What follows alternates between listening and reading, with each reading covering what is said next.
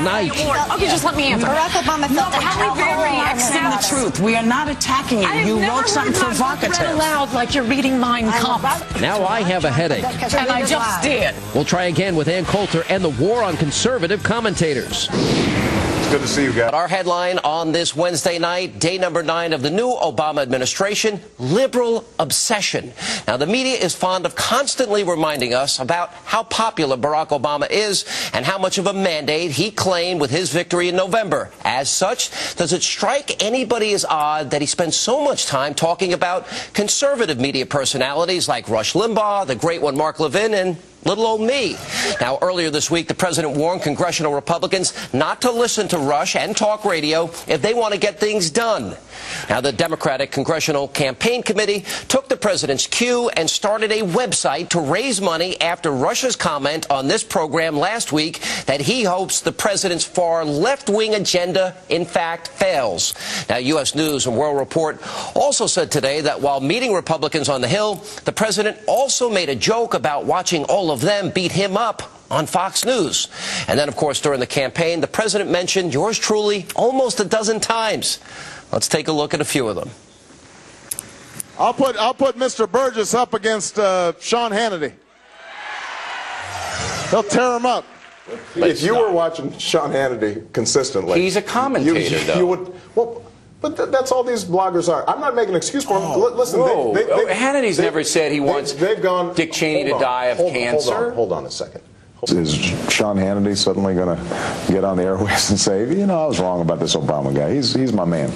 No, that's not going to happen. I mean, I think that there's a certain segment of hardcore Sean Hannity fans that probably wouldn't want to go have a beer with me. There's no doubt about that.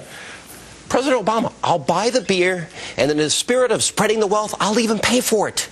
And joining us tonight is the author of the New York Times bestseller, Guilty. Ann Coulter's here. I'll pay for his beer, but I'm just not buying Sean, the this show is becoming like your personal MySpace page. And today, Obama said this about me. Well, you know, actually, he attacked Rush this week, so we moved on. I'm the one with a book out. You want to be attacked. What are we to make of this? Because I have a theory, but I want to know what you think. Why do you think he's... You know, we've got Gitmo being closed. We've got Al-Qaeda. We've got the North Koreans. Right. We've got Iran taunting him. Right. Why talk radio? Why is he attacking Rush and Sean Hannity and you and Mark? Two reasons. One is, as I described in the last chapter of this book, liberals are utterly thin-skinned. One of the reasons people become liberals is so that the mainstream media will constantly describe them day in, day out as beautiful, brilliant, and between being beautiful and brilliant, brave.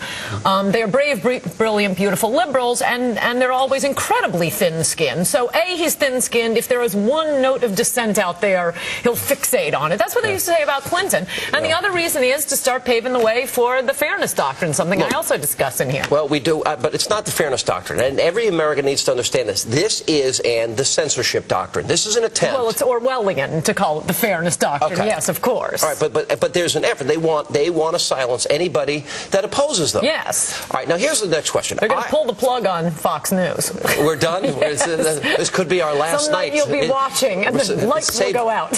Save it for your kids.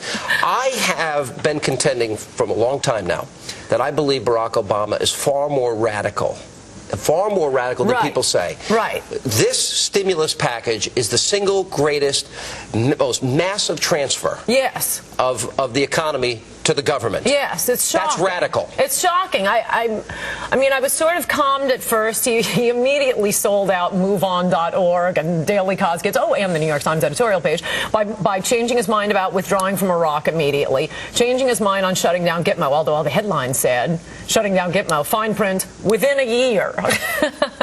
And who knows what's going to happen to them then, and backing down on tax cuts. But you are right, this stimulus bill could make him the next Jimmy Carter. Well, first of all, shutting down Gitmo. Now, we have our Gitmo All-Stars coming up a little bit later. Oh, yeah, that's been fantastic. I've been watching that. These are the people that are coming to American cities, if in fact he has his way and he follows through on this. Right. We're not going to have enhanced interrogations. If we catch Osama bin Laden, we've eliminated the phrase war on terror, Ann. So the question is this a pre-9/11 mentality, and can Americans expect the same result of not being at war with an enemy that's at war with us? That's a good question. I mean, I think he's just going to, move them to a different island and rename it Obamaville. I think, he sees the intelligence there won't be room, now. Ann. Every liberal's going to want to live there in their euphoric, omnipotent ecstasy.